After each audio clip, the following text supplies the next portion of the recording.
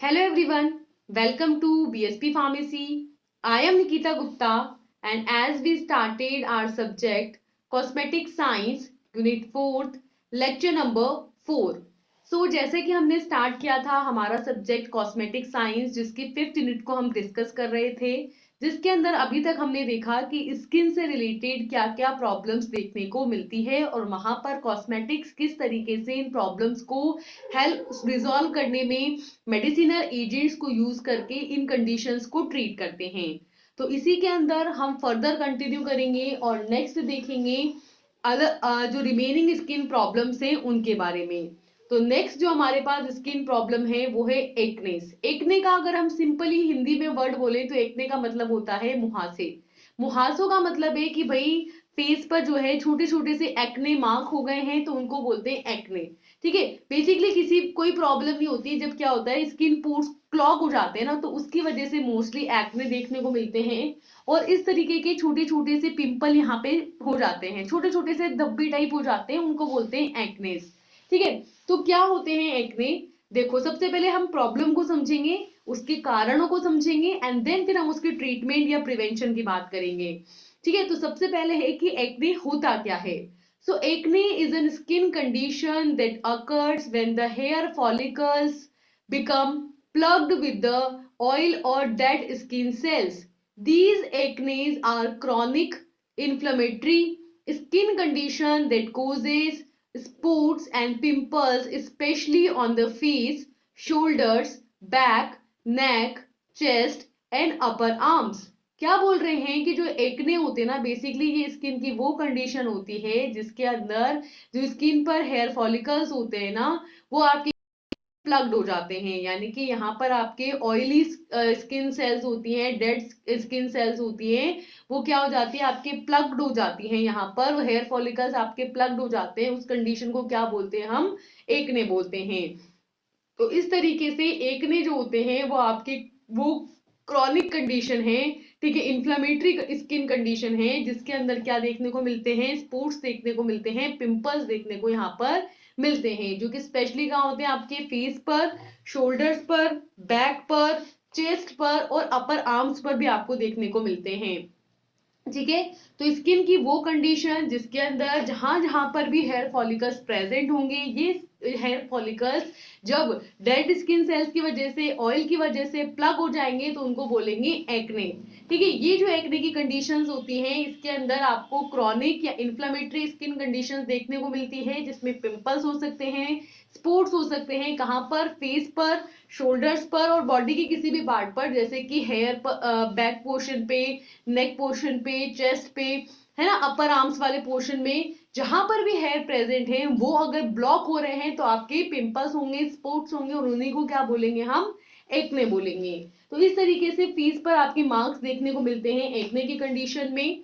ठीक है, अब ये जो एक्ने होते हैं ये भी कई टाइप के होते हैं, जैसे कि black heads, white heads, papules, pustules and fungal acne, है ना। तो मेजरली ये 5 टाइप के होते हैं आपकी।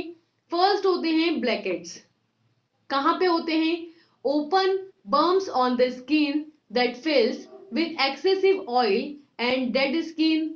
दे look like if the dirt has deposited in the bump, but the dark spots are usually or actually caused by an irregular light reflection of the clogged follicle. देखो simply क्या होता है, skin के ऊपर ना ओपन बम्प्स होते हैं। ठीक है, जब वहां पर बहुत ज्यादा एक्सेसिव ऑयल या डेड स्किन वहां पर जमा हो जाती है तो उसकी वजह से ऐसा लगता है जैसे कि डर्ट पार्टिकल्स है जो उन पम्प्स में, उन डम्प पार्टिकल्स, उन डंप्स के अंदर, उन छोटे छोटे जगहों के अंदर, वो जो गड्ढे हैं उनके अंदर डर्ट पार्टिकल जमा हो गया है। ठीक है, वो ऐसा फील होता है, तो एक डार्क स्पॉट जैसा वहां पर लगता है। ठीक है, जो कि जब उस पर लाइट आती है, इरेगुलर लाइट आती है, तो वहां पर क्लोग्ड फॉलिकल्स देखने को मिलते हैं, उसी को बोलते हैं ब्लैकहेड्स।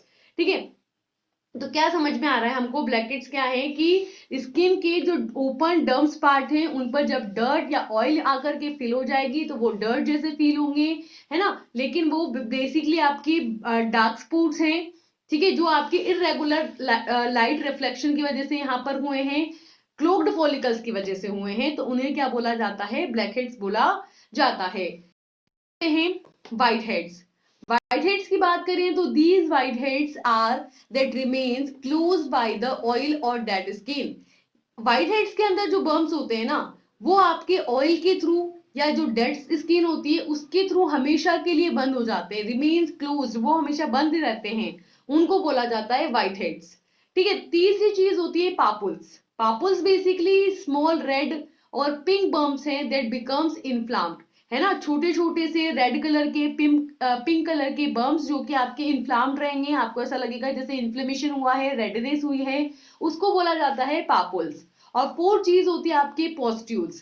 पोस्ट्यूल्स की बात करें तो इसके अंदर होते हैं आपके पिंपल्स विच कंटेनिंग द पस, दे look like white heads which is surrounded by the red rings, they can cause scarring if picked और scratched। ठीक है, पास्ट्यूल्स की अगर हम बात करें तो ये जो पास्ट्यूल्स होते हैं बेसिकली छोटे छोटे पिंपल्स होते हैं जिनके अंदर क्या भरा होता है, पस भरा हुआ रहता है। तो ये देखने में तो आपको व्हाइट हेड्स की तरह लगेंगे, लेकिन इनके चारों तरफ आपको एक रेड कलर की रिंग नजर आएगी। तो ये थोड़े से स्कैरी होते हैं कि अगर आपने इनको स्क्रैच कर लिया या आपने इनको पिक कर लिया तो कहीं ना कहीं ये आपको स्कार यानी कि हमेशा के लिए एक निशान छोड़ करके चले जाएंगे, ये इनके साथ सबसे बड़ा दिक्कत होता है। ठीक है, फिफ्थ होते हैं आपके फंगल एकनेस। फंगल एकनेस जो है वो फंगस की वजह से होते हैं और इस तरीके के इन्फेक्शन को बोला जाता है pityrosporum folliculitis, and this type occurs when an excess of yeast develops in the hair follicles, they can become itchy and inflamed। ठीक है, ये जो आपका टाइप होता है ना बेसिकली इसके अंदर क्या होता है, ये जो हेयर फॉलिकल्स होते हैं उनके अंदर यीस्ट का डेवलपमेंट हो जाता है जिसकी वजह से वो थोड़े से इची हो जाते हैं, थोड़े से इन्फ्लाम्ड कंडीशन में आ जाते हैं और उसको बोलते हैं क्या, फंगल एकने। ठीक है, किसकी वजह से देखने को मिलते हैं, पिट्रो स्पोरियम फॉलिकुलाइटिस की वजह से ये देखने को मिलते हैं। ठीक है, नेक्स्ट होते हैं आपके कोजेस कि किस कारण की वजह से ये होंगे। तो कारण है आपके पास कि doctors believe that one or more of the following can leads to the acne. Doctors ये बिलीव करते हैं कि ये रीजन हो सकते हैं जिनकी वजह से एक्ने हो सकते हैं। पहला क्या कारण है कि too much oil on the pore. देखो मेनली तो ऑयल की वजह से, डर्ट पार्टिकल की वजह से ही हो रहा है ना, तो ऑयल और डर्ट पार्टिकल को रिमूव कर देंगे तो प्रॉब्लम रिजॉल्व हो जाएगी। वो कैसे रिजॉल्व होगी कि अगर आप रेगुलर बेस पे क्या करोगे, फेस को क्लींस करोगे, मॉइस्चराइज करोगे तो हो जाएगी प्रॉब्लम रिजॉल्व। तो सबसे पहला हमको क्या समझना होता है, कारण समझना होता है कि प्रॉब्लम किस वजह से हो रही है। तो पहला रीजन है कि भाई अगर पोर्स में बहुत ज्यादा ऑयल प्रेजेंट है। सेकेंड है कि buildup of dead skin cells in the pores, जैसे कि हमने लास्ट स्लाइड में भी मेंशन किया कि पोर्स के अंदर क्या हो जाता है, यहाँ पर फिल हो जा रही है या फिर ऑयल फिल हो जा रहा है। तो यही हम बोल रहे हैं कि अगर पोर्स के अंदर बहुत ज्यादा ऑयल है या आपके पोर्स के अंदर बहुत ज्यादा आपकी डेड स्किन सेल्स यहाँ पर बिल्डअप हो गई है ना, तो उसकी वजह से हो सकता है। थर्ड रीजन है कि growth of the bacteria in the pores, अगर पोर्स के अंदर बैक्टीरिया आपकी ग्रोथ, बैक्टीरिया की ग्रोथ हो गई है तो भी यहाँ पर ऐसा हो सकता है कि भाई आपके एक्ने डेवलप हो जाए। ठीक है, तो इस तरीके से डॉक्टर्स यहाँ पर बिलीव करते हैं कि भाई ऑयल, डेड स्किन और बैक्टीरिया अगर आपके पोर्स में जमा हो गए हैं तो क्या होगा, आपके एक्नीस यहाँ पर डेवलप हो सकते हैं। नेक्स्ट है कि the following factor can make it more likely for an individual to develop the acne. इसके अलावा और भी कई सारे फैक्टर्स होते हैं जो एक्ने के लिए रिस्पॉन्सिबल होते हैं और ये फैक्टर्स हैं आपके hormones and medicine. Hormonal change जब होता है ना तो उसकी वजह से भी पिंपल्स, एक्ने बहुत ही कॉमनली देखे जाने वाली प्रॉब्लम्स होती हैं। इसके अलावा अगर कोई आप मेडिकेशन डोज ले रहे हो, स्टेरॉइड्स वगैरह ले रहे हो तो वहां पर भी पिंपल्स और एक्ने बहुत ही कॉमनली जनरेट हो जाता है। तो अलग से जो फैक्टर्स हैं जो एक्ने के लिए रिस्पॉन्सिबल हैं वो है आपके हार्मोन्स और मेडिकेशंस। तीसरी चीज है कि the following do not cause acne but it make it worse. इसके अलावा तीन अलग चीजें हैं जो एक्ने को क्रिएट नहीं करती, एक्ने के लिए रिस्पॉन्सिबल नहीं होती, लेकिन अगर एक्ने हो रखा है ऑलरेडी तो उस एक्ने की कंडीशन को ये वर्स बना देती हैं।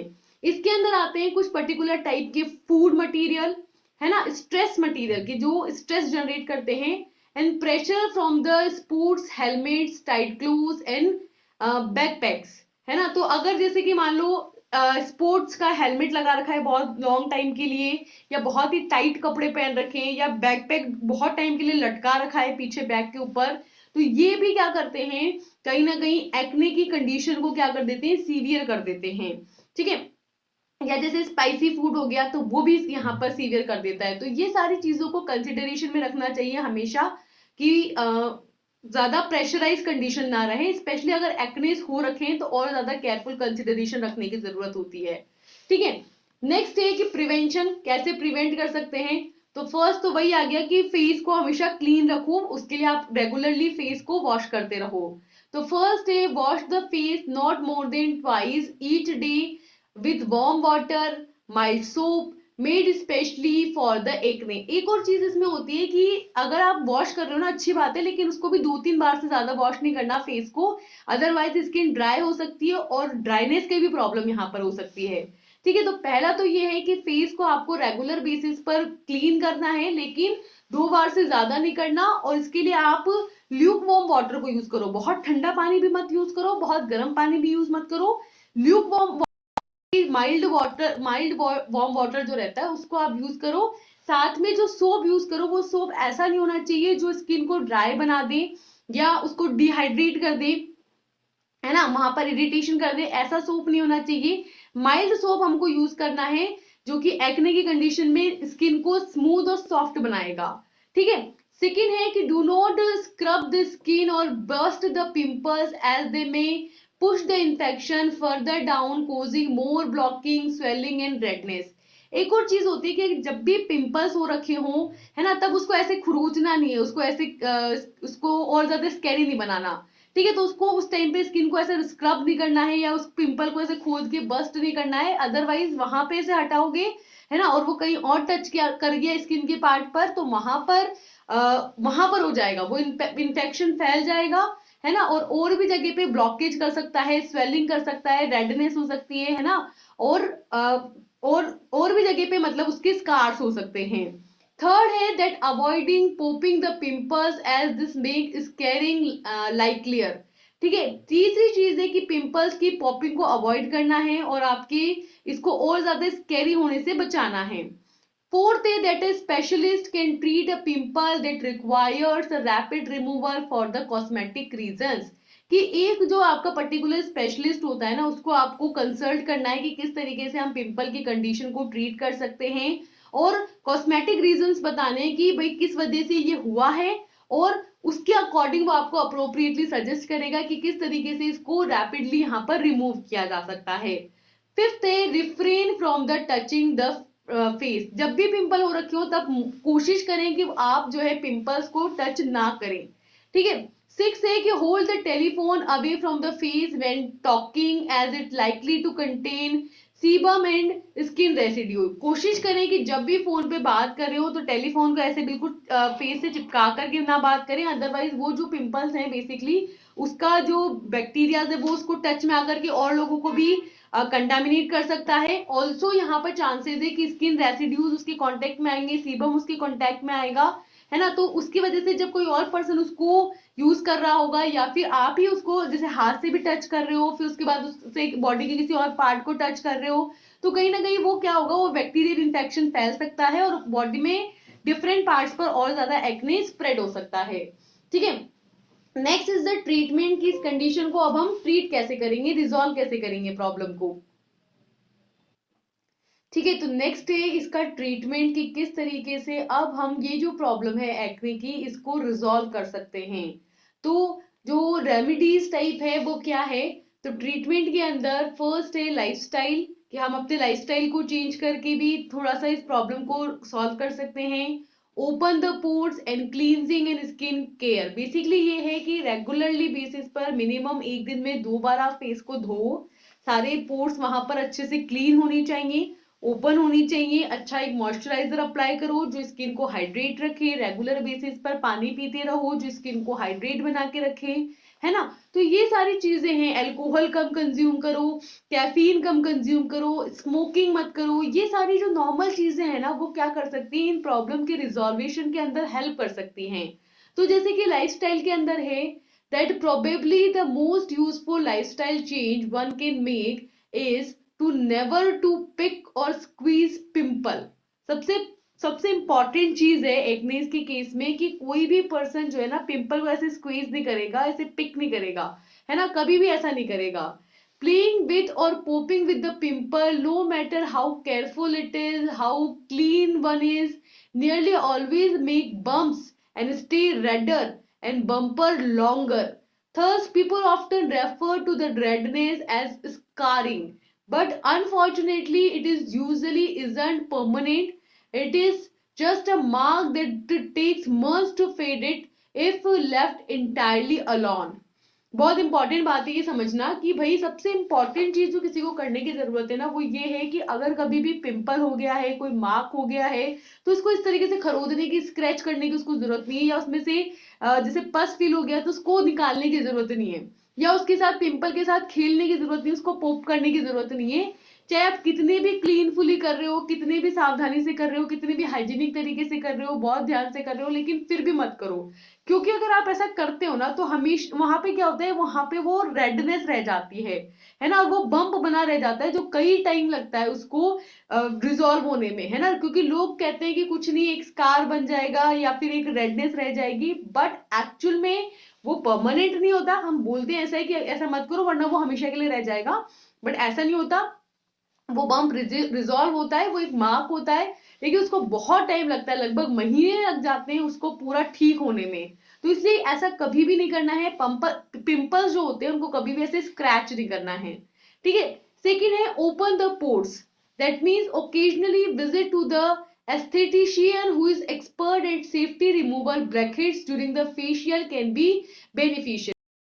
को कभी भी ब्लैक हेड्स या व्हाइट हेड्स को रिमूव करना है तो हमेशा जो एक्सपर्ट पर्सन है, जो इथेटिशियन होता है, हमेशा उसी के पास जाओ बीच बीच में। वो क्या करेगा, आपके ब्लैक हेड्स या व्हाइट हेड्स को फेस से रिमूव कर देगा और कोई हार्म नहीं होगा, है ना। खुद से अपने पोर्स को ओपन करने की कोशिश मत करो, खुद से ब्लैक हेड्स या व्हाइट हेड्स को रिमूव करने की कोशिश मत करो, ठीक है। तीसरी चीज है क्लींजिंग द स्किन केयर, कि भाई स्किन केयर प्रोडक्ट्स को यूज करो, स्किन को क्लीन करो, मॉइस्चराइज करो, हाइड्रेट रखो, है ना। So despite one might read in popular style and fashion magazine, there is no image magic product or regimen that is right for every person and every situation, ठीक है। वैसे हर person जैसी भी popular style में चाहे रह सकता है, जैसी भी फैशन मैगजीन है उसको फॉलो कर सकता है, लेकिन ऐसा कोई मैजिक प्रोडक्ट नहीं है ना, जो कि हर सिचुएशन के लिए बना है, हर पर्सन के लिए बना है। हर पर्सन का स्किन टाइप अलग है ना, और हर पर्सन की को कुछ पर्टिकुलर चीजों से वो सेंसिटिव है, तो उसके अकॉर्डिंग, उसके स्किन टाइप के अकॉर्डिंग यहाँ पर प्रोडक्ट को यूज करना है। ऐसा कोई मैजिक प्रोडक्ट नहीं है जो आपको फेयरनेस कर देगा, suddenly black heads white heads को रिमूव कर देगा, है ना। ऐसा कोई मैजिक प्रोडक्ट होता नहीं है एक्चुअल में। हाँ, इस प्रॉब्लम को हम अकॉर्डिंग टू स्किन टाइप जो है रिजॉल्व कर सकते हैं। तो इन चीजों को एक्सेप्ट करके और फिर उसके अकॉर्डिंग ही स्किन केयर प्रोडक्ट्स को यूज करना चाहिए। नेक्स्ट जो प्रॉब्लम है वो है पिकली हीट। पिकली हीट क्या होता है, देखो बड़ी सी अजीब सी चीज है पिकली हीट, कि a prickly heat rash is also known as medically as miliaria, which is a rash that may develop in a person who tends to sweat a great deal more than what is usual, which are also faced with the sweat glands that become blocked. Thus, these pickly heat rashes usually affect the parts of the body that are covered with the clothing such as back, abdomen, neck, upper chest or growing, armpits, etc. And this condition is characterized by the itchy rashes, which is made up of small and red raised spots that can cause pickling and stinging sensations. ठीक है, तो इस तरीके के यहाँ पर छोटे छोटे से दाने टाइप हो जाते हैं, रेडनेस टाइप के दाने हो जाते हैं, जिसको हम यहाँ क्या बोलते हैं, पिकली हीट बोलते हैं। पिकली हीट का मतलब सिर्फ सिंपली सा ये है कि बॉडी की हीट है जो रिलीज हो रही है ना। तो कई बार क्या होता है, कुछ पर्सन के अंदर नॉर्मल से ज्यादा स्वेटिंग होती है, ठीक है, तो उसकी वजह से उनको जो प्रॉब्लम होती है वो आपके पिकली हीट की कंडीशन में आती है। तो क्या कह रहे हैं कि पिकली हीट रैशेज को बेसिकली मेडिकल जो मेडिकल साइंस है उसके अंदर बोला जाता है मेलीरिया। मेलीरिया बेसिकली रैशेज होते हैं जो, जैसे कोई पर्सन है, ठीक है, वो उसको से या जो नॉर्मल जितनी स्वेटिंग होती है उससे ज्यादा अगर यहाँ पर स्वेटिंग होती है, है ना, और उसकी जो स्वेट ग्लैंड्स होती हैं वो यहाँ पर डिफिकल्टी फील करती है, वो आपके ब्लॉक हो जाती है, तो उसको बोलते हैं हम पिकली हीट। ठीक है, ये जो पिकली हीट रैशेस होते हैं मेनली आपके बॉडी के डिफरेंट पार्ट्स जो कि कवर्ड रहते हैं, जैसे कि अंडर आर्म्स हो गए, आर्म पिट्स हो गए, है ना, अपर चेस्ट हो गया, बैक हो गई, नेक हो गए, abdomen हो गया, ये जो बॉडी पार्ट्स जो मोस्टली क्लोथ से कवर्ड रहते हैं उनको ज्यादा अफेक्ट करते हैं, है ना। और इस कंडीशन में मोस्टली क्या होता है, समटाइम्स इची रैशेस हो जाते हैं, है ना, आपके छोटे छोटे रेड कलर के स्पॉट्स यहाँ पर हो जाते हैं, पिकलिंग या स्टिंगिंग सेंसेशंस यहाँ पर देखने को मिलते हैं। ठीक है, तो यहाँ पे स्टिंगिंग होती है, पिकलिंग होती है, इस तरीके की आपको सिचुएशन देखने को मिलती है कि खुजली खराश सी होगी, एक अजीब सा सेंसेशन होगा, है ना, तो उसको बोलते हैं हम क्या, पिकली हीट। तो इस तरीके की जैसे आपने एक चीज सुनी होगी कि गर्मियों में के टाइम पे भी जब ज्यादा स्वेटिंग होती है ना, तो एक चीज हो जाती है, उसको बोलते हैं, जैसे मोस्टली पीठ पे होता है वो चीज, या फिर आपके गले में भी बहुत ज्यादा नॉर्मल है, हो जाता है, बहुत ज्यादा एक्सेसिव स्वेटिंग होती है गर्मियों में उसकी वजह से, है ना। तो फिर उसको सिंपली पाउडर लगा करके कुछ ऐसा चीज जो कि उसको ठंडक देगी, है ना, और स्वेट के सिक्रीशन को कम करेगी, वो वहां पर अप्लाई किया जाता है, डर्मीकूल लगाते हैं बेसिकली, है ना। तो उसकी बात हो रही है कि भाई उस सिचुएशन को हमको कैसे डील करना है, उसी को पिकली हीट बोल रहे हैं।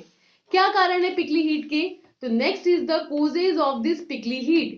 This prickly heat rashes can be caused by an excessive perspiration, usually seen in hot and humid climates. Thus, this excessive perspiration can make it easier for the dead skin cells as well as for the bacteria to block the body's sweat gland, in turn causing the barrier of sweats to be formed, which traps the sweat under the skin. क्या बोल रहे हैं कि जो पिकली heat के जो rashes होते हैं ना, वो बेसिकली किसकी वजह से होते हैं, बहुत ज्यादा जब पर्सपिरेशन होता है, स्वेटिंग होती है, तो उसकी वजह से मोस्टली आपके पिकली हीट देखने को मिलती है। ये जो पिकली हीट होती है बेसिकली आपके हॉट एनवायरनमेंट में, ह्यूमिड क्लाइमेट्स के अंदर देखने को मिलती है। तो बेसिकली यहाँ पे क्या होता है, बहुत ज्यादा पर्सपिरेशन होता है, बहुत ज्यादा स्वेटिंग होती है, जिसकी वजह से आपके जो बैक्टीरियाज होते हैं वो बॉडी के जो स्वेट ग्लैंड्स होते हैं उनको ब्लॉक कर देते हैं, है ना, और जो डेड स्किन सेल्स होती हैं आपकी उनको वहां पर क्लॉग कर देते हैं, जिसकी वजह से यहाँ पर जो स्किन के बॉडी पार्ट्स होते हैं ना, जहां पर स्वेटिंग बहुत ज्यादा होती है, वो ट्रैप हो जाती है और वहां पर एक बैरियर की तरह काम करती है। दोबारा समझो क्या कह रहे हैं कि जो पिकली हीट है ना, किसकी वजह से हुई है, बहुत पर्सपिरेशन की वजह से, बहुत ज्यादा स्वेटिंग की वजह से। कहाँ पे होगी, जहां पर हॉट एनवायरनमेंट होगा, ह्यूमिड एनवायरनमेंट होगा, बहुत गर्मी पड़ेगी, वहां पर होगा। ठीक है, गमोरिया बोलते हैं, गमोरिया वर्ड जो मैं भूल रही थी ना, वो है गमोरिया, गमोरिया हो जाती है ना, वो है आपके पिकली हीट। ठीक है, तो यहाँ पर बहुत ज्यादा पर्सपिरेशन होगा, जिसकी वजह से यहाँ पर इजीली जो डेड सेल्स होंगी, जो बैक्टीरियाज होंगे वो डेवलप हो जाएंगे, है ना। ये क्या करेंगे, स्वेट ग्लैंड्स में जाकर के उनको ब्लॉक कर देंगे, और जो स्किन के अंडर स्वेट का पार्ट है उसको यहाँ पर फॉर्म करेंगे। तो ये जो कंडीशन होती है जिसके अंदर आपके स्किन की जो पर्टिकुलर पार्ट है जो कवर्ड रहते हैं, स्पेशली जैसे आर्म पीट है, तो ये तो आपके क्लोथिंग के अलावा भी यहाँ पर आपकी स्किन टू स्किन भी यहाँ पर कवर रहता है, तो उसकी वजह से यहाँ पर स्वेट जो रहता है वो कलेक्ट हो जाता है। ठीक है, तो इसकी वजह से कई बार बम्प्स की कंडीशन भी देखने को मिलती है। So this condition then results in a sweat building up under the skin and in turn resulting in a characteristic bumps of this stage can be seen. इस conditions में आप bumps भी यहाँ पर देख सकते हैं। And as the bumps cause begin to burst, release the trapped sweat and a patient can get having problems.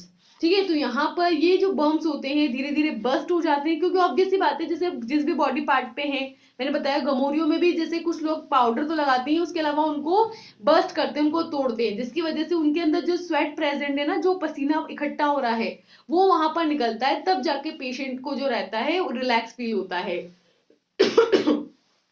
तो क्या बोल रहे हैं कि एक्सेसिव पर्सपिरेशन की वजह से होता है, गमोरिया बेसिकली यहाँ पर हो जाती है, उन्हीं गमोरियों को बेसिकली वो बम्प्स कह रहे हैं। बम्प्स मतलब छोटे छोटे उभार होते हैं, है ना, आपने देखे भी होंगे गमोरियों के केस में।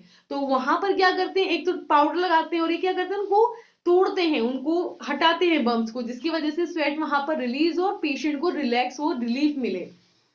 नेक्स्ट है सिम्टम्स। सिम्टम्स क्या है इस पिकली हीट के कि in most of the cases heat rashes having Fairlie common symptoms that one can look out for, which is normally limited to the formation of small itchy red bumps which may feel prickly, stinging and burning. However, in the entire certain cases it is important to seek the medicinal consultation if this heat rashes can be suffered from does not go on its own within a few days. Second is an individual or someone, an individual non begins to develop an infection in an area where an individual recently had heat rash. ठीक है, तो symptoms क्या हैं? Symptoms ये हैं कि most of the cases के अंदर जो हीट रैशेस होते हैं वो मोस्ट कॉमनली देखने को मिलते हैं। ठीक है, अगर किसी भी पर्सन में जहां पे बहुत ज्यादा हीटिंग होती है वहां मोस्ट कॉमनली देखने को मिलती हैं गमोरियां। ठीक है, लेकिन इसमें क्या होता है, इसमें छोटे छोटे से है ना स्टिंगी से रेड रेड रेड जैसे बम्स हो जाते हैं जो थोड़े से पिकी से स्टिंगिंग से लगते हैं, मतलब आपको मन करता है कि आप खुजाओ उनके अंदर, है ना, बर्निंग सेंसेशन होती है, स्टिंगिंग सेंसेशंस होती है यहाँ पर। और कुछ केसेस के अंदर आपको जब वो थोड़ा सीवियर कंडीशन में होती है तो मेडिकल कंसल्टेशन की भी यहाँ पर जरूरत होती है। तो सिंपली यहाँ पर हमारे क्या होता है कि हीट रैशेज होते हैं, है ना, हीट रैशेज हमें फील होते हैं, तो कुछ ही दिनों के अंदर यहाँ पर चीजें जो रहती है वो पर्सन थोड़ा सा सफर करता है ना, वो कहीं ज्यादा बाहर नहीं जाता है ना, उसको थोड़ी सी हीटिंग की प्रॉब्लम हो जाती है, तो उसको थोड़ा सा ठंडी जगह पे रखो, जैसे कूलर या एसी वेसी में रखो, है ना, और उसको प्रॉपर जैसे डर्मीकूल पाउडर लगाओ और थोड़ा सा ईचिंग करो, थोड़ा सा खुजाओ, उसको ठीक हो जाएगा।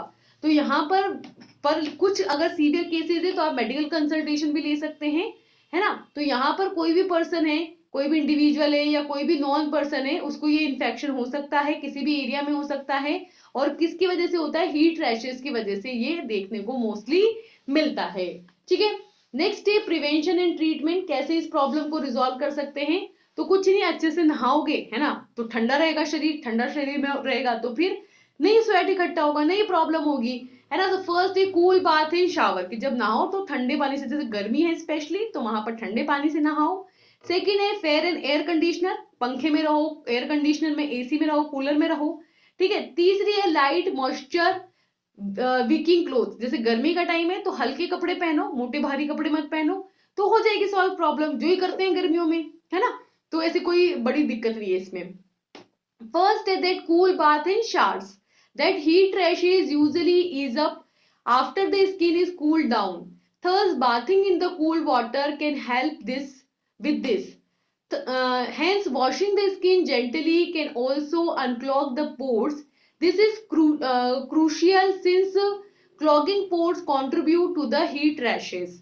देखो इसमें क्या बोल रहे हैं कि हीट रैशेज मेनली किसकी वजह से हुए, हीटिंग की वजह से। तो आप क्या करो, स्किन को यहाँ पर कूल डाउन कर दो। कूल डाउन करने के लिए क्या करोगे, ठंडे पानी से नहाओ। तो यहाँ पर जब आप ठंडे पानी से नहाओगे तो आपकी बॉडी यहाँ पर कूल डाउन रहेगी, और स्किन को आप रेगुलर बेसिस पर जब वॉश करते रहोगे, क्लीन करते रहोगे, तो जो पोर्स हैं वो भी यहाँ पर ब्लॉक नहीं होंगे, क्लॉग नहीं होंगे, है ना। और अगर पोर्स आपके क्लॉग नहीं होंगे तो हीट रैशेज की भी प्रॉब्लम यहाँ पर देखने को नहीं मिलेगी। ठीक है, सेकेंड है आपके फैंस एंड एयर कंडीशनर। तो इसके अंदर है कि while the skin heels avoid excessive sweating and humid air, ventilation is important in letting the rashes dry out and stay cool, stay in an air conditioned room and use N air. ठीक है, तो क्या बोल रहे हैं कि जब हम स्किन को हील कर रहे होते हैं ना, तो हमें बहुत ज्यादा यहाँ पर स्वेटिंग को अवॉइड करना होता है। कि जैसे हम स्किन को ठीक करना चाहते हैं, हील करना चाहते हैं, तो ऑब्वियस सी बात है कि हम चाहेंगे कि बहुत ज्यादा एक्सेसिव स्वेटिंग यहाँ पर ना हो। उसके लिए आप ह्यूमिड एयर के अंदर, जहां ठंडी हवा हो वहां रहो। वेंटिलेशन बहुत ज्यादा जरूरी है ताकि स्किन आपकी ड्राई रहे, है ना। अगर स्वेटिंग भी हो रही है तो स्वेटिंग जो है जल्दी से वहां पर इवोपरेट हो जाए, ड्राई आउट हो जाए, आप कूल रहें, ठंडे रहें। एसी, इसके लिए आप चाहें तो आप फैन यूज कर सकते हैं, कूलर यूज कर सकते हैं, एसी रूम यहाँ पर यूज कर सकते हैं, ताकि आप अपने आप को मतलब ठंडा रख सकें। थर्ड है light moisture and wicking clothes. So as the skin heals itself, it is essential to avoid clothing that irritates the skin and makes an individual sweat more. Thus, moisture weakening clothes that is light and loose fitting can help the skin heal without any irritation. देखो क्या बोल रहे हैं कि आपको क्या करना है, हल्के और मॉइस्चर वाले कपड़े पहनने हैं। तो जैसे जैसे स्किन आपकी हील होगी ना, वैसे वैसे क्या होगा, यहाँ पर जो क्लोथ्स है, कपड़े हैं, ठीक है, आपको वो थोड़े से ऐसे पहनने नहीं, ऐसे नहीं पहनने जो इरिटेशन करते हो या किसी भी पर्सन को और ज्यादा स्वेटिंग कराते हो। आपको एकदम हल्के फुल्के कपड़े पहनने, लूज फिटिंग के कपड़े पहनने, लाइट कपड़े पहनने हैं, जिससे कि कोई इरिटेशन ना हो, स्किन जो है वो इजीली हील हो सके और अच्छे से जो मॉइस्चराइजर है वो बनाए रखे स्किन को। तो बेसिकली हमें तीन चीजें करनी है, अच्छे से ठंडे पानी से नहाना है, ठंडे एनवायरमेंट में रहना है, और अच्छे हल्के ढीले ढाले कपड़े पहनने हैं, स्पेशली गर्मियों की बात है ना। तो वहां पे ये चीज आपको रिजॉल्व कर सकती है। नेक्स्ट जो प्रॉब्लम है वो है बॉडी ऑर्डर। बॉडी ऑर्डर यानी कि बॉडी से आने वाली स्मेल, जो कि कहीं ना कहीं एक पर्सन की प्रॉब्लम हो सकती है। कैसे सॉल्व करेंगे, परफ्यूम अप्लाई करके, ठीक है। इस तरीके से जो बॉडी ऑर्डर है ना, बेसिकली कुछ भी नहीं है कि किसी भी पर्सन को अगर एक्सेसिव स्वेटिंग होगी, है ना, तो ऑब्वियस सी बात है कि उसको ज्यादा आपको एक बॉडी ऑर्डर देखने को मिलेगा, एक स्मेली सी स्मेल आपको आएगी, है ना।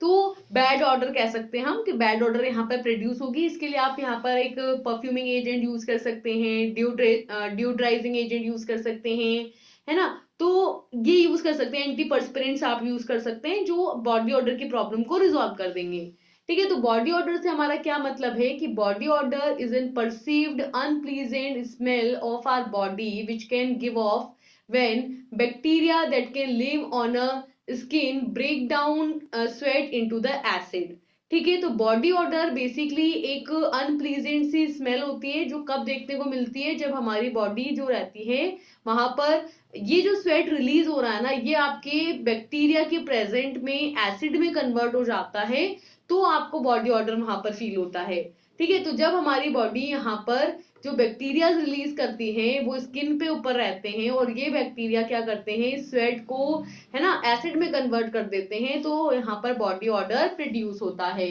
ठीक है।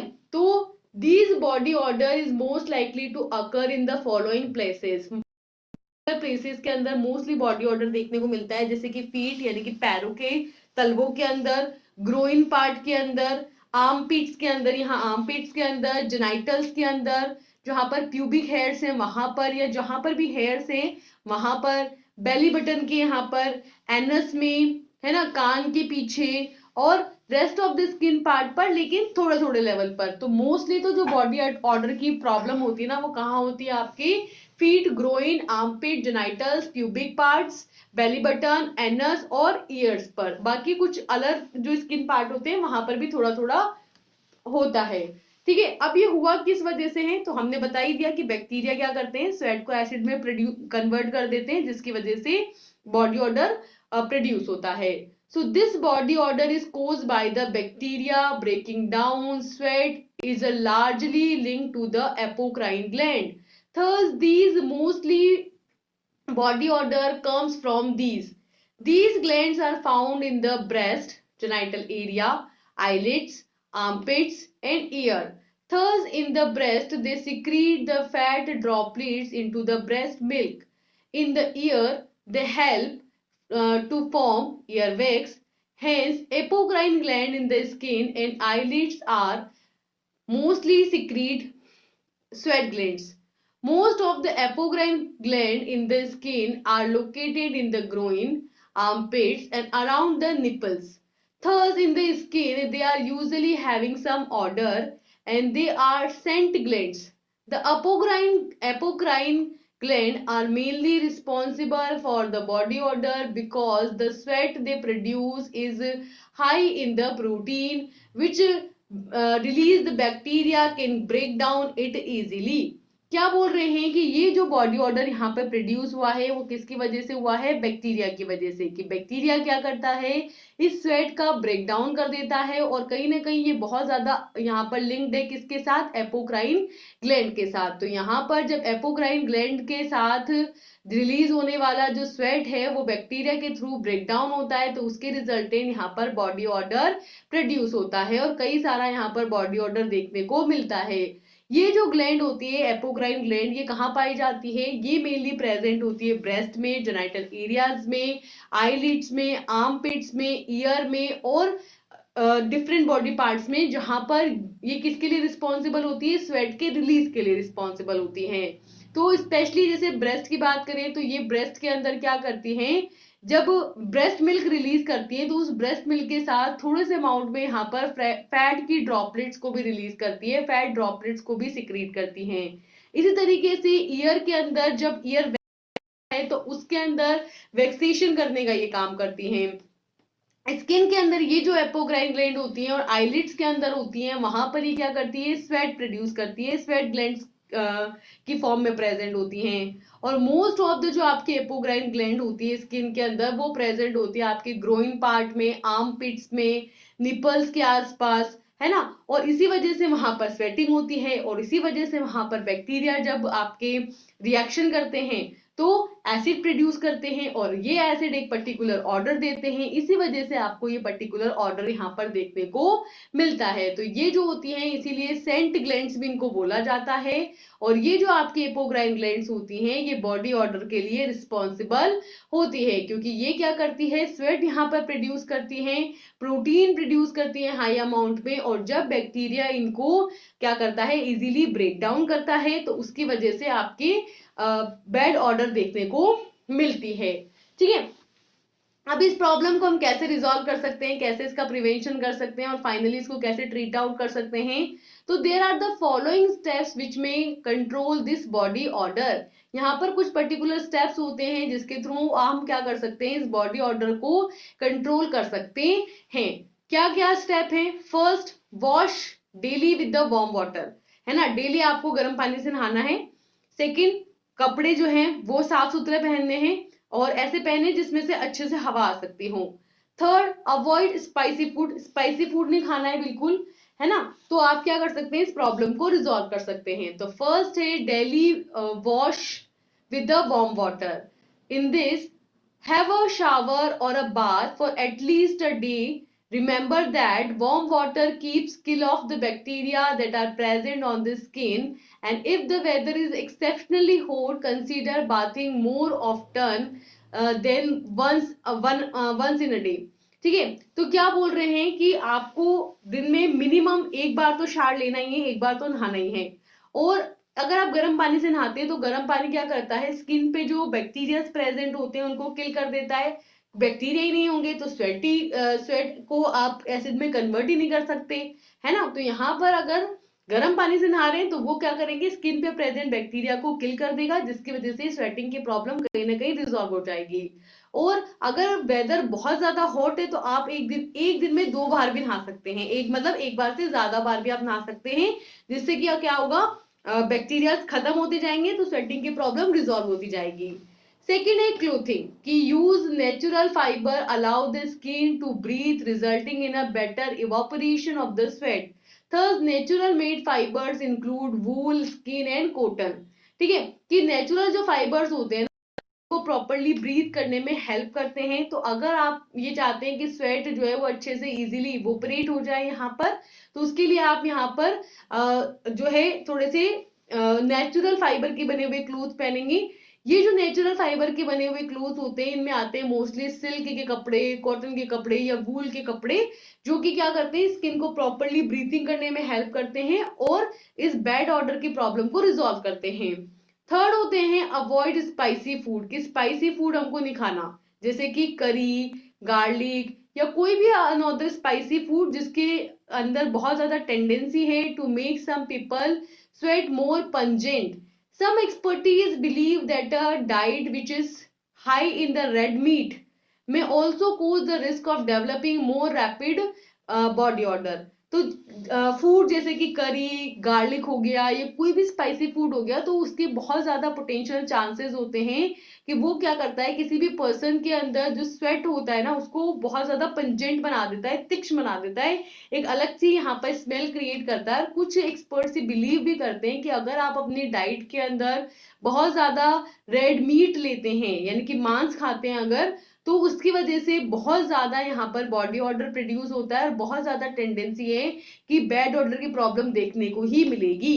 ठीक है, तो इस तरीके से डेली बेसिस पर वार्म वाटर के साथ बात करके, है ना, कंफर्टेबल क्लोथ पहन करके जो फाइबर के कॉटन के बने हुए हों उनको पहन करके, और स्पाइसी फूड को अवॉइड करके क्या कर सकते हैं हम बैड ऑर्डर की प्रॉब्लम को रिजॉल्व कर सकते हैं। ठीक है, अब नेक्स्ट हमारे पास जो टॉपिक आता है वो आता है कॉमेडोजेनिक। कॉमेडोजेनिक क्या होता है देखो, सो कोमेडोजेनिक से हमारा क्या मतलब है, that this word comedo is an Latin word which is used for the blackheads, that means dirt or an fatty matter in a skin ducts, and the second word is genic which means producing or favoring as an photogenic. Thus comedogenic means blackheads in a photogenic means, मतलब देखो दो word है, एक तो एक कोमेडो और एक है जेनिक। कोमेडो का मतलब तो होता है ब्लैकहेड, ब्लैकहेड्स का मतलब है कोई भी डर्ट पार्टिकल या फैटी मैटर जो कि स्किन की डक्ट के अंदर डिपॉजिट है।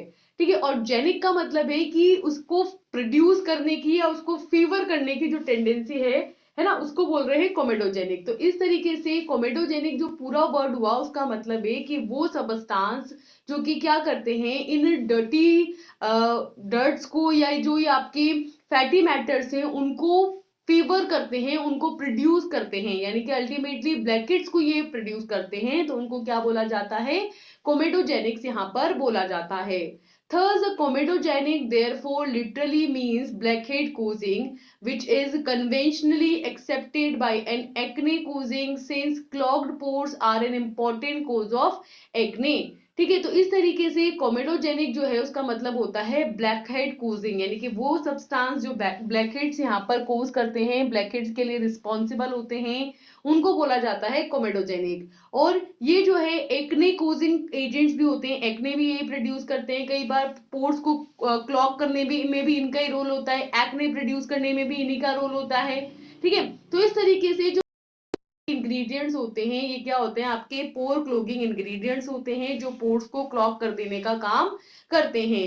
There are more than 120 of these comedogenic ingredients which are scientifically shown to trigger to produce acne और acne cosmetica।